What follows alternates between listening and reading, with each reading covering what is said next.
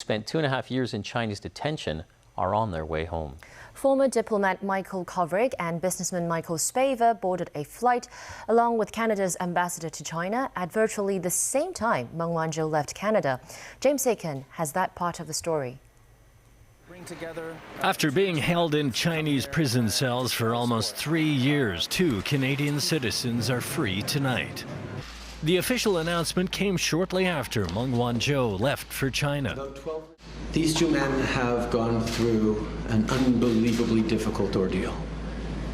For the past 1,000 days, they have shown strength, perseverance, resilience, and grace, and we are all inspired by that. Kovrig and Spavor were picked up in December 2018, shortly after Vancouver police arrested the Huawei CFO on a U.S. extradition request. China charged them with endangering national security.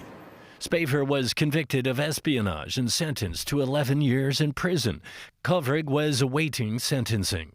Their arrests were widely viewed as an attempt by Beijing to gain leverage in the Meng case, with the Trudeau government labeling Beijing's action hostage diplomacy. Chinese officials insisted throughout that the 2 cases were not linked.